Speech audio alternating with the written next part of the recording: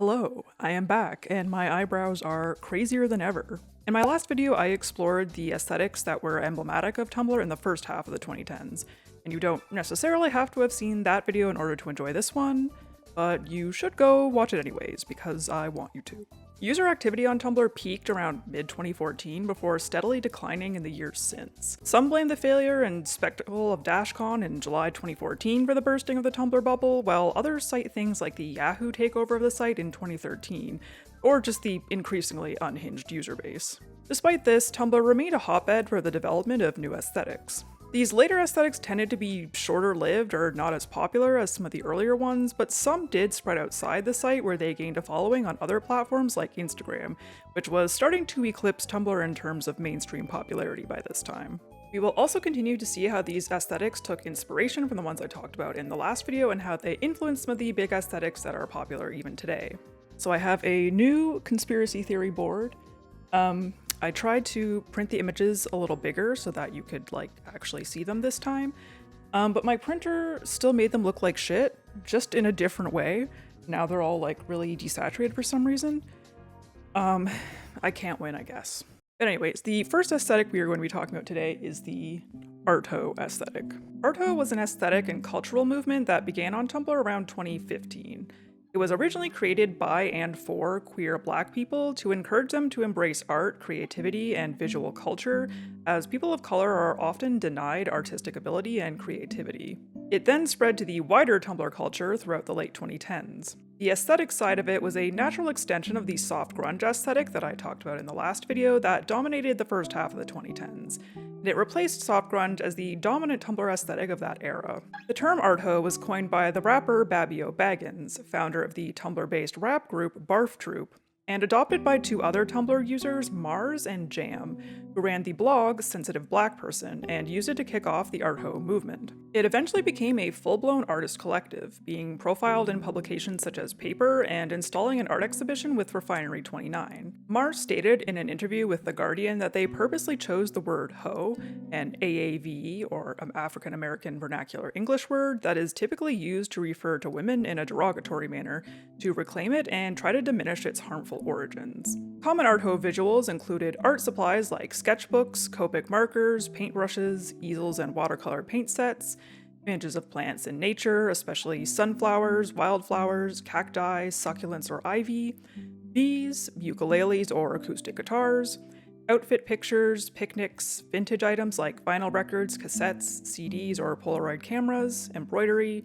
journaling, books, museums, works by famous artists like Van Gogh or Monet or Frida Kahlo, stars and suns, and the color yellow. Artho fashion consisted of primary color palettes, especially mustard yellow, mom jeans, denim overalls or pinafores, t-shirts and socks with artsy graphics or prints, striped t-shirts and ringer tees, Fjallraven Konken backpacks, Dr. Martens loafers or Mary Janes, Birkenstocks, Converse high tops, especially the platform ones, jelly sandals, turtleneck sweaters, buttoned-up denim miniskirts, round glasses, septum rings, corduroy, and kerchiefs. The style had more of a DIY element than its predecessors, with thrifting becoming extremely popular and many folks customizing their clothing by painting or embroidering on them. However, Urban Outfitters was also a source of many Artho-style pieces. A common hairstyle adopted by followers of this aesthetic was a short bob with short, blunt bangs. Before we called them turf bangs, we just called them Artho bangs.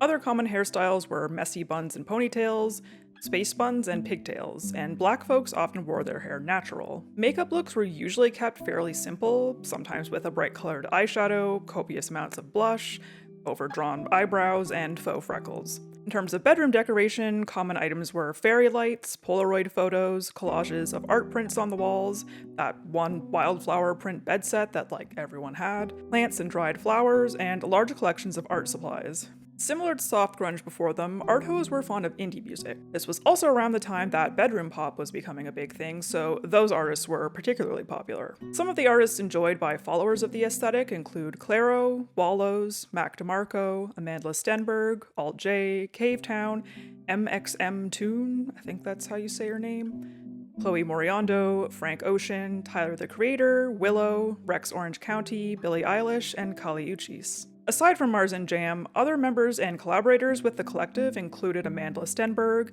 Alia Kadir, Gabrielle Richardson, Jada McGarrell, Anaja Hamilton, Brian Finn, and Janelle Lewis. On the aesthetic side of things, sisters Matilda and Liberty Mai gained a following for their Arto-inspired fashion looks. The aesthetic began to die out towards the end of the 2010s.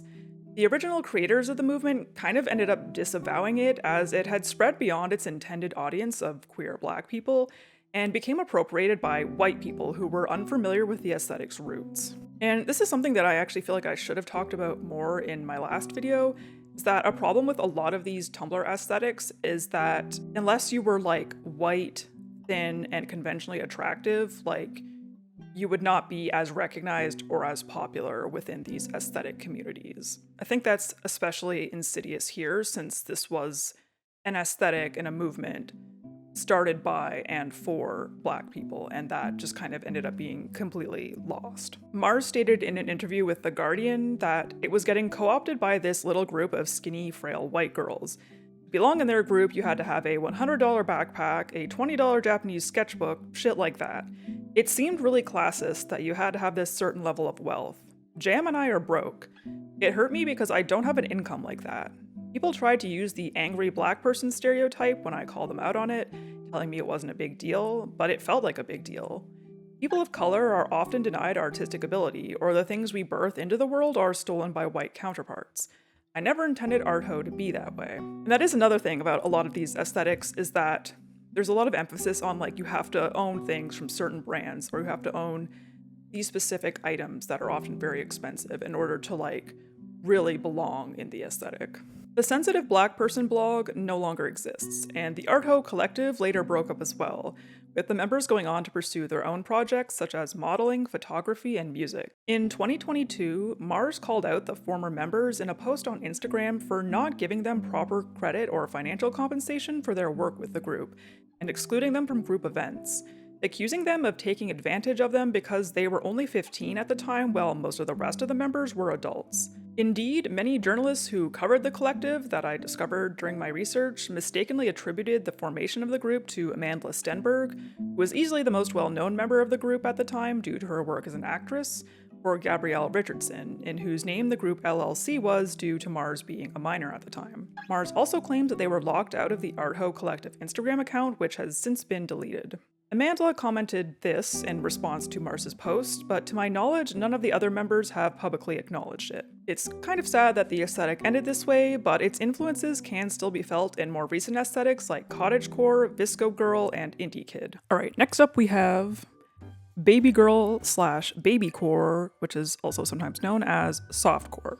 These similar aesthetics arose on Tumblr around 2015, and while not exactly the same, I didn't think they were distinct enough to warrant their own separate entries. They revolved mainly around cute, innocent, and childlike imagery. However, Babygirl specifically had sexual overtones as it was based on the DDLG, or Daddy Dom Little Girl kink, while Babycore, which was sometimes also called softcore, lacked this aspect. Many people who engaged in these aesthetics did so as a means of age regression, which is temporarily returning to a younger mental and emotional age. And some in the Babygirl community engaged in age play, which is role-playing as a child in the bedroom. Similar to morute, symbols of childhood are idealized out of a desire to return to a simpler and more innocent time that may have been robbed from them due to trauma. These aesthetics also borrow heavily from Japanese fashion, particularly Yume kawaii and Sweet Lolita. Common visual elements of both aesthetics include baby toys like stuffed animals, blocks, dolls, blankies, or rattles, pacifiers, coloring books or crayons, glitter and sparkles, playgrounds, sippy cups or baby bottles, and milk cartons, especially strawberry milk, candy, and kids' food like Dino Nuggets, cartoon characters, particularly Sanrio characters, Molong, Miffy, Rillakkuma, Care Bears, My Little Pony, Strawberry Shortcake, Pokemon, Tamagotchi, and various anime characters, cute band-aids, childish charms, beads, and stickers, frilly bedrooms and bedding, sweet and innocent relationship motifs like hand-holding, knee-sitting, etc., cute gaming setups, kimono mimi, baby animals, baby soaps, shampoos, lotions, or bubble bath, childish prints like stars and moons or hearts, and pastel colors, especially baby pink, blue, and yellow. Exclusive to Babygirl were more mature visuals like bondage, fur, leather, and lace, Cutesy vintage imagery similar to the coquette aesthetic, suggestive photos or gifs of things like spanking or choking, and screen caps from softcore hentai manga, sometimes edited to be pink. The fashion style associated with this aesthetic was exemplified by cute and pastel and girlish clothing. Common items were ruffled dresses, Peter Pan collars, Mary Janes, barrettes, frilly ankle socks, thigh highs, character or animal onesies, oversized sweaters, overalls or pinafores, ribbons and bows, bloomers, plastic kids jewelry, nighties, cute slippers, animal ears and tails, jelly sandals, and graphic tees featuring one of the above-mentioned characters. Babygirl also featured some flirtier pieces like miniskirts, school uniforms or seifuku, cropped baby tees, lacy lingerie, collars and chokers, harnesses, and garters. Makeup was very cutesy looking, with emphasis on making the eyes look round and innocent. Inspiration was drawn from Japanese kawaii makeup styles. Common elements were false eyelashes, pink sparkly eyeshadow, lots of blush, faux freckles, circle lenses, and lip gloss. Hair was often done in high or low pigtails or twin braids. Musicians liked by members of these communities included Melanie Martinez, unsurprisingly, Lana Del Rey, Marina and the Diamonds, Ariana Grande, Doja Cat, Poppy, Alita, and Jack Stauber. Probably the most well-known example of specifically the Babygirl aesthetic would be Belle Delphine. Babygirl drew criticism for romanticizing things like pedophilia, and childhood SA. Girls participating in this aesthetic were accused of baiting pedophiles by pretending to look and act like a child, even if they were of legal age. Some were even accused of being interested in children themselves. Critics warned that by normalizing DDLG dynamics, minors could try to participate and end up in dangerous situations with people much older than them. Members of the community strongly opposed these viewpoints and emphasized that it was merely a form of roleplay between consenting adults, attempting to distance themselves from the allegations. Some argued that it was a way of dealing with their own trauma from childhood SA. The Babycore community often got lumped into this as well, despite having no sexual component, due to its aesthetic similarity to Babygirl, and some people mistakenly thinking that age regression is a sex thing. This led to disputes between members of the two communities, and both aesthetics saw a decline after the Tumblr porn ban in 2018, and moved to other platforms like Twitter, although Babycore does still have a small presence on Tumblr. They have influenced other aesthetics like Kidcore, Nostalgiacore, Nymphette/Coquette, e-girl, and Traumacore. And speaking of Traumacore, that is our next aesthetic. Traumacore is an aesthetic that rose to prominence on Tumblr in the late 2010s, in the wake of morute's decline. It shares morute's ethos of combining cute and feminine imagery with dark and disturbing subject matter. However, Traumacore originated as a way for individuals with PTSD or CPTSD, usually from childhood abuse of some sort, to cope with their emotions and experiences. Members of the community strongly emphasized that those who had not experienced trauma should not participate in the aesthetic, with some even claiming that it should not be considered an aesthetic at all, since that trivialized and commodified the members' experiences. Traumacore visuals usually consisted of edits and digital collages. Typically, a cute or sweet photo was paired with disturbing text and/or visuals alluding to the creator's trauma. The cute visuals were often taken directly from morute blogs and included things like dolls and toys, angels, children's bedrooms, glitter edits, playgrounds, religious imagery, cakes,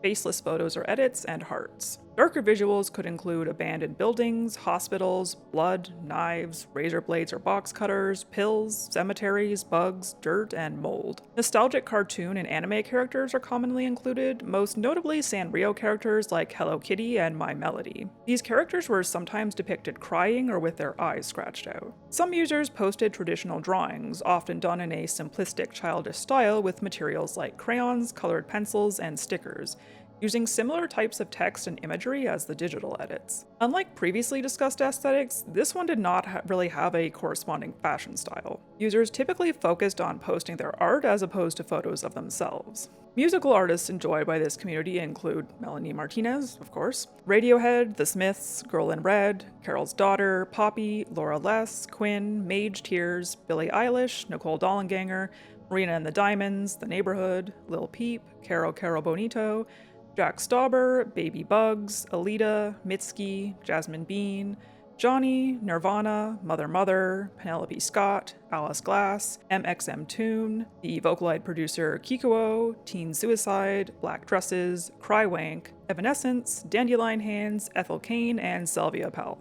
Some popular Tumblr blogs in the community were My Heart Will Heal One Day and Leafsea. This aesthetic was a bit controversial and drew criticism for romanticizing and aestheticizing very serious topics like abuse, mental illness, and unhealthy coping mechanisms like self-harm, drinking, and doing drugs. While the aesthetic may have started out as traumatized people making vent art and genuinely trying to process their feelings, as time went on, I believe many people were drawn to it purely for its aesthetic value, particularly as Sanrio and darker, edgier alternative aesthetics were once again becoming popular, which we can see in the beginnings of the e-girl trend. Members of the community pushed back against this and insisted that they were merely making art to express their feelings and not condoning any of the themes contained within them. But this in turn caused them to be criticized for overly identifying with their trauma and maintaining a victim mentality, thereby hindering their ability to recover and move on from these events. I'm not a psychologist, so whether or not these criticisms were valid, I don't know. The Traumacore community has also drawn the ire of other communities on Tumblr for tagging their posts with innocuous things like #Sanrio, causing people to unexpectedly see triggering content when browsing the tag.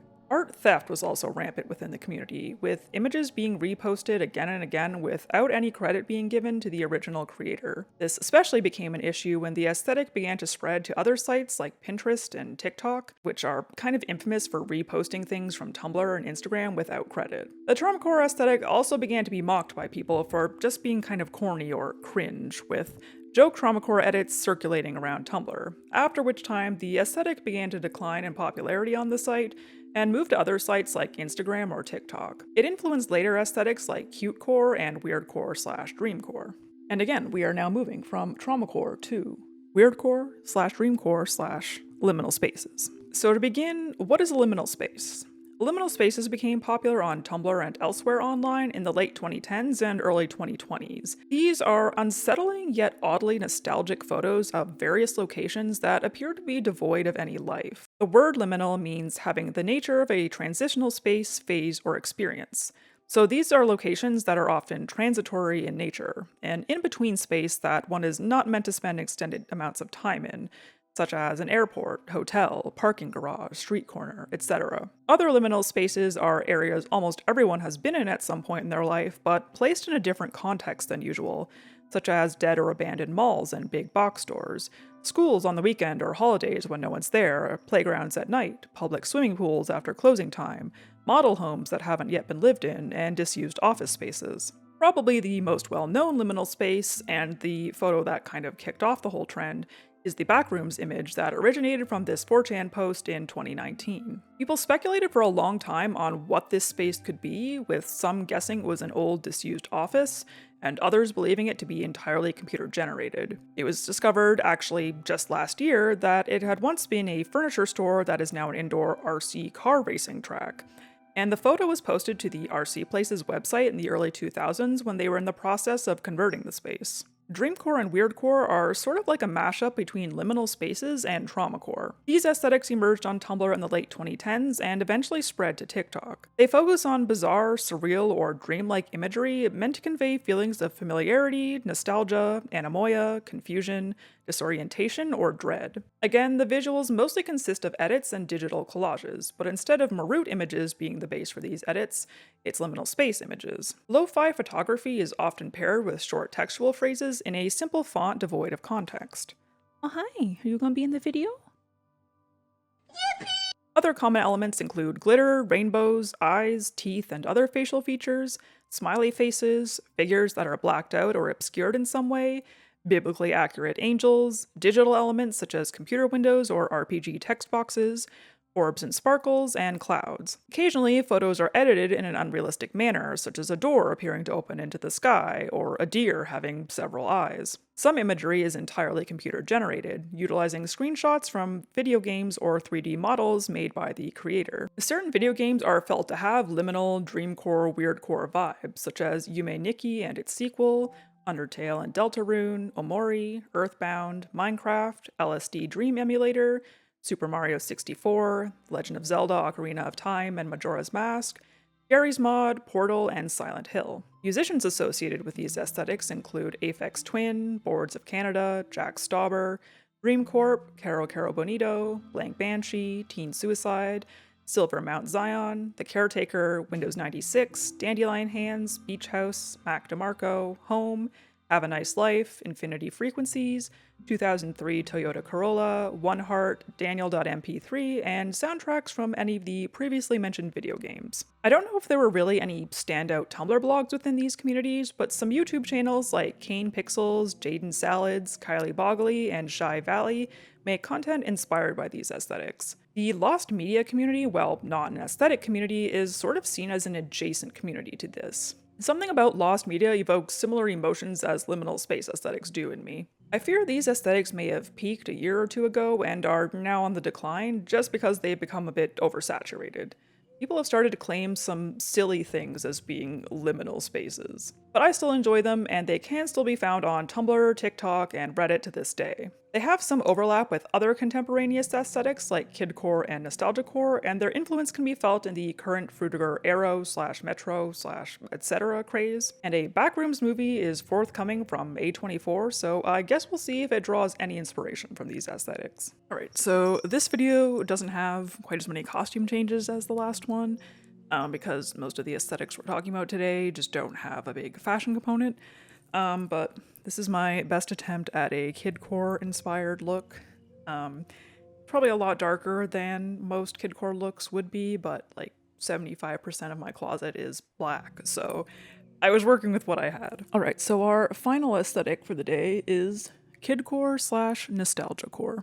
Kidcore is sort of like the slightly aged up version of Babycore. However, people who participate in Kidcore don't typically age regress as a method of dealing with childhood trauma. Rather, they are adults or older teens looking back fondly on things from their childhood, typically from the 90s, 2000s, and early 2010s, given Tumblr's largely millennial and Gen Z demographic, and trying to recapture some of that childhood joy and wonder. Nostalgiacore focuses on this as well. These aesthetics became popular on Tumblr around the late 2010s, when people who grew up in these eras started to enter adulthood. They also found a home on TikTok in the early 2020s. Visuals usually revolve around various things associated with childhood in these eras, like certain cartoons, movies, toys, video games, discontinued snacks, stores, music, fashion, books, and technology, as well as more general things associated with childhood like school, birthday parties, playgrounds and jungle gyms, pools, coloring books, stickers, arcades, holiday celebrations, and the like. Images are often very bright and saturated, or they may be personal photos from the era taken on digital or film cameras uploaded by the user,